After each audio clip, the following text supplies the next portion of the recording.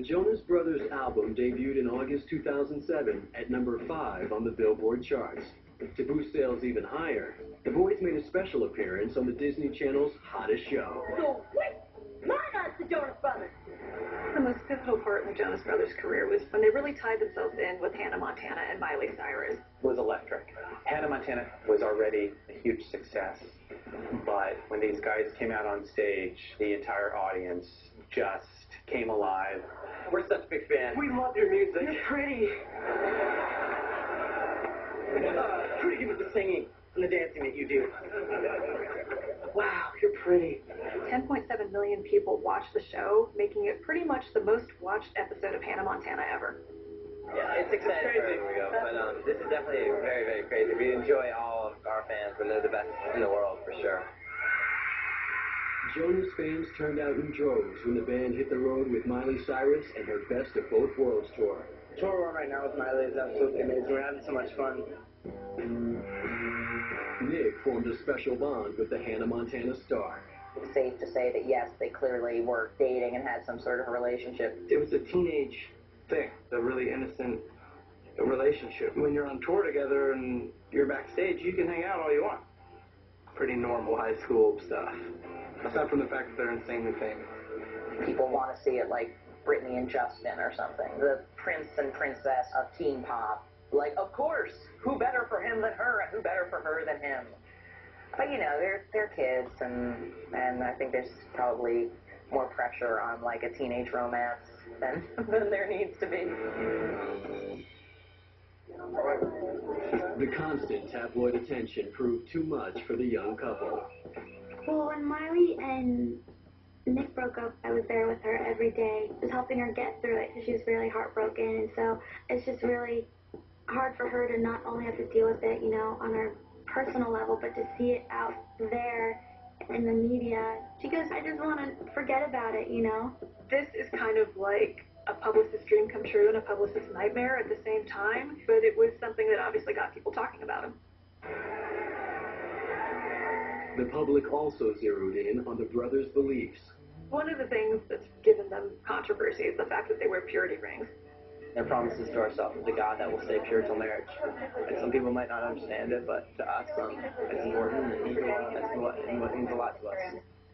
I think it was motivated by a genuine feeling of this is the right and moral thing for us to do, and they mean it. People have a hard time believing they're as clean-cut or as good, if you want to call it, as good as they are. These guys have girls, you know, basically throwing themselves at the right and left. Because they're boys, there's this assumption that they should be out there having a ship in every port where they go on tour. Here's these 3 teenage rock star guys that aren't being bad role models, you know?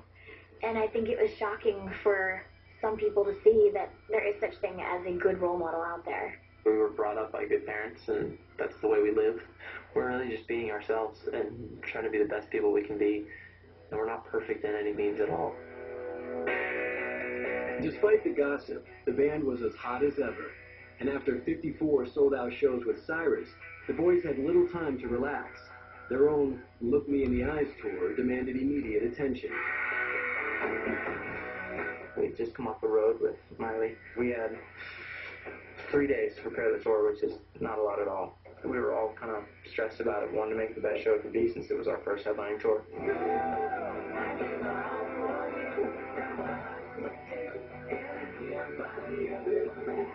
People went bonkers trying to get tickets. It was a situation of life or death for so many teenage girls that they actually get to go to the show. We could not book gigs fast enough. Like, people really, really wanted to see the Jonas Brothers, and you could feel it, and it was becoming a big thing.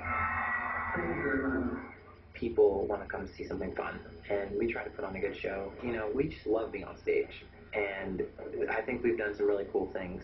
They came to Disney Channel and said they wanted their audience to connect with them as real teenagers, real young men. So while they were on tour, they filmed kind of a reality show, behind-the-scenes documentary called Jonas Brothers Living the Dream. Just when we thought we could finally take a break, Dad threw a last-minute chore on the list. We have to listen to our parents like every other kid. Guys, Let me show you. Your mom wants you to move something. People got to know who we were as people, got to see inside our life a little bit more. Good times, bad times, doesn't matter, just we did it. Careful, don't hit things. Then, the group decided to give acting a try in the TV movie Camp Rock. Playing a fictional boy band wasn't much of a stretch. It was right after we'd gotten off our summer tour, so we were all kind of ready to go to the place and relax a little bit. And we were in this beautiful location in Halliburton, Canada, so it was a lot of fun. Was that your playing? It sounded kind of different. It's been my usual stupid cookie cutter pop star stuff. Sorry to disappoint. You didn't. I liked it. Everyone thought I was dating Joe, just because we played love interest in Camp Rock. Joe, they say you're dating Jimmy. True? No, not true. Not true? Yeah, it's not shocking to me. And after that, they realized, oh, okay, they're not dating. They're like brother and sister. And then I stopped getting like all the death threats and things like that. So that was refreshing. The movie was such a success around the world, and it opened up so many doors. I love to do more acting. That's something that I really enjoy. I want to do maybe more motion picture, things like that. It'd be exciting. Meanwhile, in the summer of 2008, the Jonas Brothers got back to making music. For the Burning Up tour, the band traveled on a customized bus outfitted with a full recording studio. The result was the trio's third album, A Little Bit Longer, which resonated big with fans. Just had this on my heart. I'll share with you guys tonight.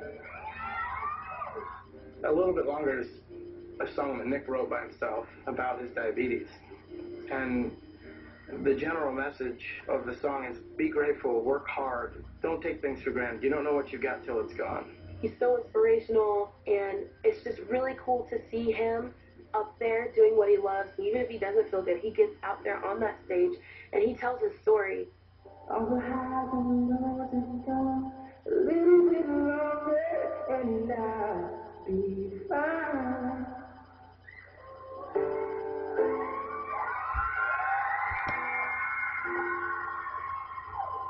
I'll be fine. The album launched at the top of the charts, a first for the band. We freaked out. It was huge for us. It was surreal for the boys. They were like, dude, those records #1. And at that point, it's like, you don't even jump up and down, you're just shocked. It was really, really cool. Going to #1 and staying there for 2 weeks in a row was amazing, and we owe it to our fans. But the buzz around the boys wasn't always good. Joe briefly dated country star Taylor Swift, which ended in a painful public breakup. What was that like? Because that's not Bad. It's never, it's not fun. 27-second phone call. Yeah. And you guys were dating for a while. Yeah. How are you going to get past this one? Just shake it off. Just. Swift did just that by writing a scathing song called Forever and Always. 19-year-old Joe found it hard to take. It was a tough time for Joe. You know, they were all really close with Taylor. She had spent a lot of time with them, and then they were a bit shocked, I think, at you know, how the whole thing got handled. I know the guy really well, and he's not a bad guy. He's not a jerk. He's not a womanizer. He's none of the above. When Taylor looks back, she's going to realize that you don't find the one when you're this age. And she's going to find somebody very special, and Joe's going to find somebody very, very special too. So it's just a situation that didn't work out. Dating the public eye, it's never easy, but, you know, it is dating. I'm still looking. It was a mind-altering experience, and that'll be something I can tell my kids about in the future. It's my job to protect you. This holiday season.